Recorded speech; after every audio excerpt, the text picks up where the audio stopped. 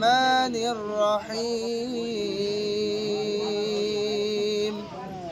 সাবেক বিপ্লবী যুগ্ম আহ্বায়ক সাবেক সফল ছাত্র নেতা জনতা প্রভাষক আশরাফুল ইসলাম মিতুকে বিশেষ আসন গ্রহণ করার জন্য আহ্বান করি। আসন গ্রহণ করার জন্য আহ্বান করছি সাবেক যুব নেতা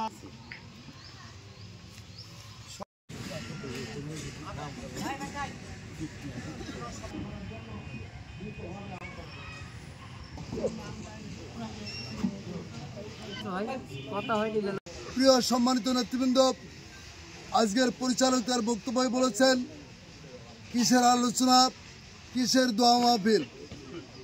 আমি সেই নেত্রীকে বলবো যে নেত্রী মৃত্যুর সন্নিকটে অনেক কষ্ট বেদনার মধ্যে তিনি বেদনাদায়ক অবস্থায় জীবনযাপন করছেন। প্রিয় সম্মানিত নেতৃবৃন্দ, এই নেত্রী সেই নেত্রী মরহুম শহীদুজ্জামান বেল্টু ভাইয়ের 4 বার কালীগঞ্জের থানা এসএসের প্রার্থী করেছিল। আপনাদের সবার মনে আছে প্রিয় বন্ধুরা আমার, সেই নেত্রী কোনো বাংলাদেশের যখন সংকট এসে তিনি বাংলাদেশের মানুষকে ছেড়ে দেয় নাই। যে নেত্রী এদেশের রক্ত দিয়ে, জীবন দিয়ে, বিসর্জন দিয়ে প্রমাণ করেছে বাংলাদেশের স্বাধীনতা সার্বভৌমত্ব ভারতের কাছে বিক্রি করে দিয়ে তিনি দেশ ছেড়ে চলে যায় নাই। আমাদের দেশ নেত্রী বেগম খালেদা জিয়া 4 বার প্রধানমন্ত্রী ছিলেন। সে গণতন্ত্র নেত্রী, আপসীর নেত্রী, তার তুলনা হয় না। সব কিছু হারিয়ে উনি আজও বাংলাদেশে গণতন্ত্র রক্ষার জন্য সে পাহারাদারের হিসেবে সে এখনও আমাদের মাঝে আছে।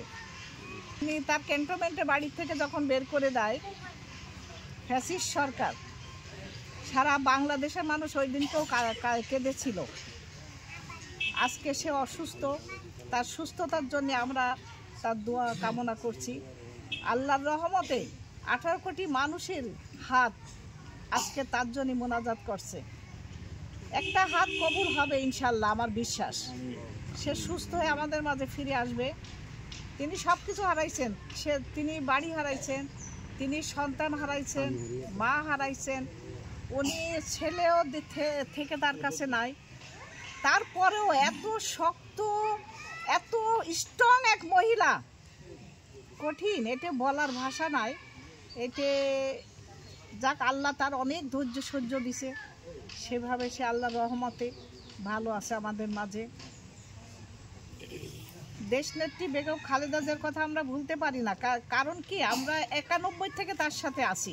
আমি অনেকবার দেখা করেছি তার সাথে। 91 থেকে এই যে 8 সাল পর্যন্ত 4 বার ধানের শীষ এই বেগম খালেদা জিয়া বেল্টু সাহেবের হাতে তুলে দিয়েছে। সে বেল্টু সাহেবরে যে অনেক ভালোবাসতো, সে সব সময় আমরা যে কোনো একটা সমস্যা হলে আমরা যেতাম, আমাদের সাথে অনেক সুন্দরভাবে সে জিনিসগুলো সমাধান করে দিত। খুব মনে পড়ছে আজকে খুব মনে হচ্ছে তার কথা। তবে আশা করি ইনশাল্লাহ সে ফিরে আসবে আমাদের মাঝে, সে সুস্থ হবে। সবচেয়ে বড় চাওয়া আর পাওয়া, আমাদের হৃদয় আজকে হাহাকার করছে। আমাদের নেত্রী, গণতন্ত্র নেত্রী আজকে অসুস্থ। সব সময় মোবাইলের ভিতর আমরা দেখছি তাকে। তবে সুস্থ হবে এটা আমার বিশ্বাস। আল্লাহর রহমতে সে সুস্থ হয়ে ফিরে আসবে ইনশাল্লাহ আমাদের মাঝে।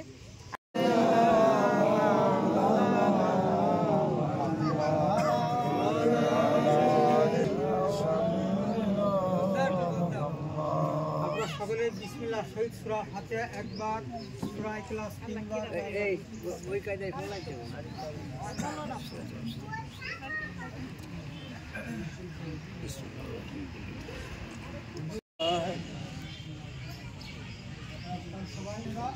আসরের পর থেকে মাগরিবের পুরো মুহূর্ত পর্যন্ত এই ময়দানের বিষয়ে তোমার নবী পাক রবার কয়েক মতো দুর্দ সমাপতি আল্লাহ কবুল মঞ্জুর করেন। तमाम পৃথিবীর মাটিতে যত নবী রাসূল সোহাদা সালিহিন সিদ্দিকিন তাবিঈন তাবাঈন দেশবাসী আল্লাহু আলিমুল ওয়াকিল লিমাল মাওলা ওয়া নিমান নাসির ওয়া কুর রাব্বির হামহুমা কামা রাব্বায়ানি সগীরা। এবং